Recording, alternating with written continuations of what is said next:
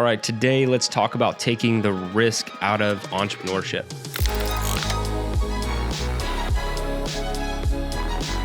This is the Better Human Business Podcast. I'm Jerred Moon, and I'd love to talk to you about the game that you should be playing as an entrepreneur. So we're going to be talking about kind of like investing to some degree and how you can start removing more and more of the risk as you get deeper and deeper into your entrepreneurial journey. And this is not financial advice. All the disclaimers out there. I don't do any of those things, but I want you to start thinking about things a little bit differently in your entrepreneurial career, because when you first start, all you need is, optimism, and you just need to stick with it, right? You just need to keep going and continually have the mindset that you can grow, that you can build, that you can have a bigger future, you can make more money. I think from a mindset perspective, that is how you should be thinking as an entrepreneur.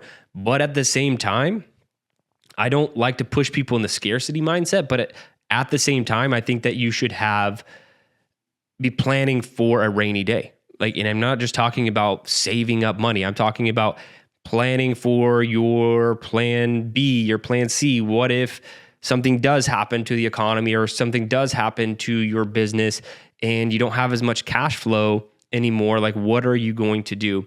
So here's the game I've been trying to play in entrepreneurship. So ultimately, you are going to go out there, you're going to provide as much value as you possibly can. And in return, in exchange for that value, you receive money. And you can spend that money, you can invest that money or whatever. What I look at for me is, yes, I want to live a big life. So there's going to be a certain level that just goes to living that life. I have a family, like supporting all of my kids' activities and school and all of those things. But at the same time, what I'm secretly looking at with our finances is, how do I buy income? Like, how am I going to buy income right now to where if anything were to happen, we're not going to be as concerned about it in the future? And the more income you can buy, the more safety you have, okay? And there are a lot of different ways to do this. I'm not a big finance guy. I'm not a big investing guy, but like the main way I look at doing that these days is through single family homes. There's this through real estate.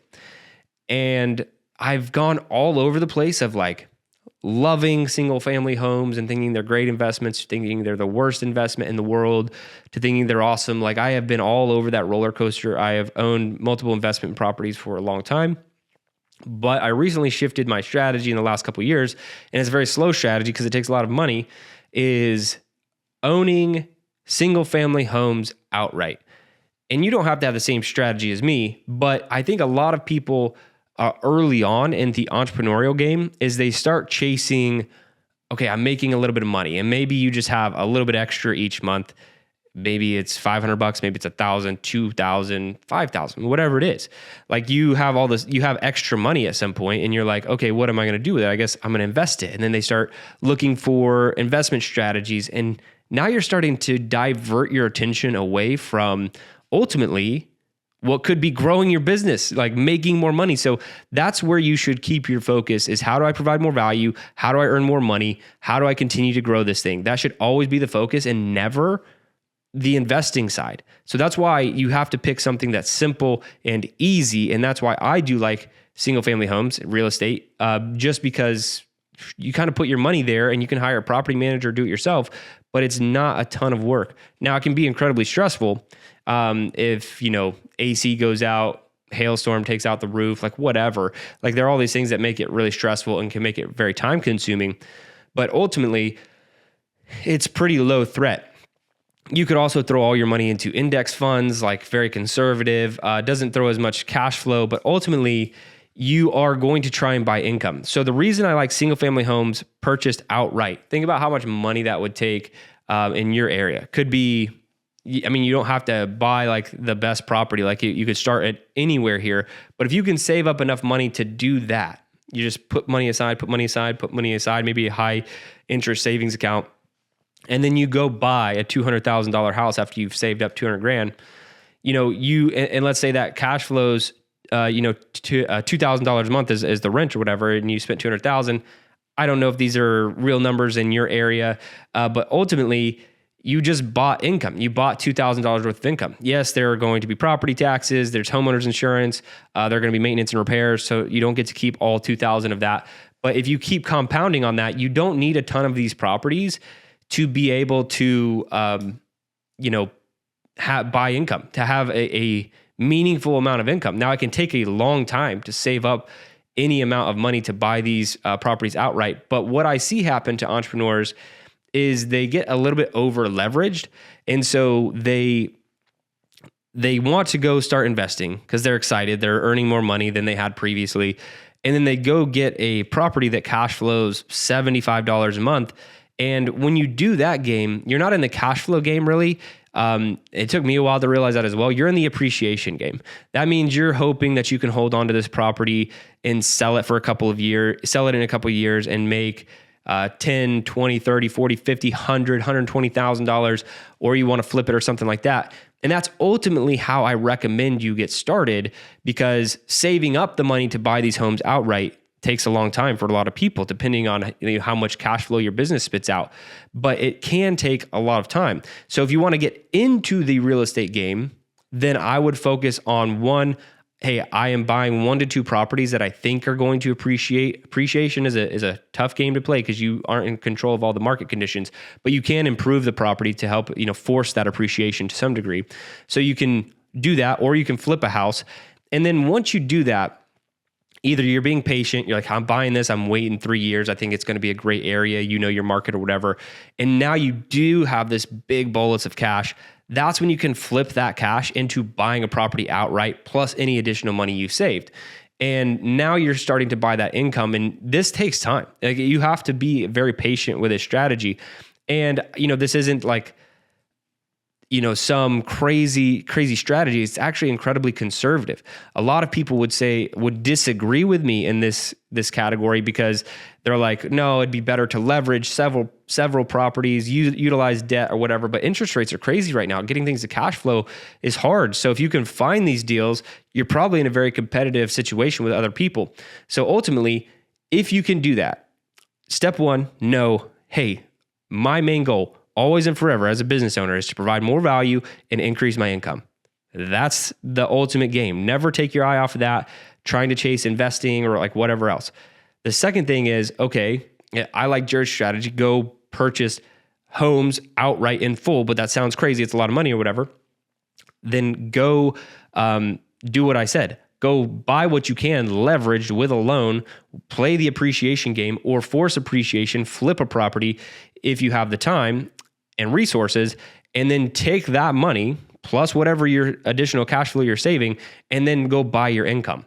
Now I'm specifically talking about single family real estate just because that's what a mentor introduced me into. It's what I feel more comfortable with.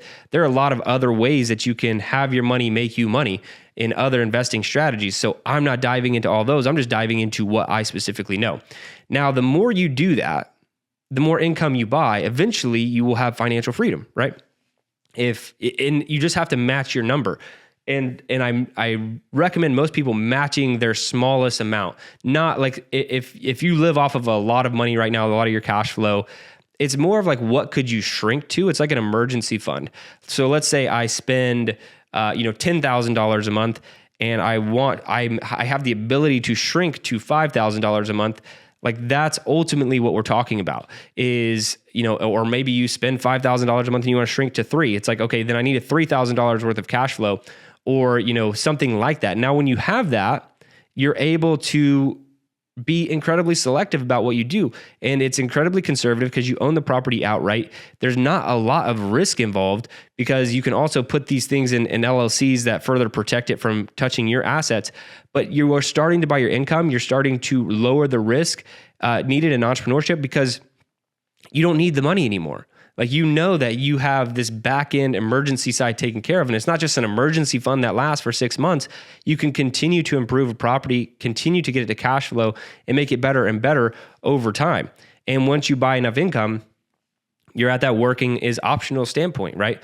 And so it all depends on how much you need. I've talked about in previous podcasts, the big goal, right? Like the big goal, I'd love $25 million in assets or cash stacked so I can live off the 4% rule and also have real estate investments. That's like that's the swing goal. But then there's the back end, like, again, not trying to push people into scarcity, but the just in case, what if I have to go backwards?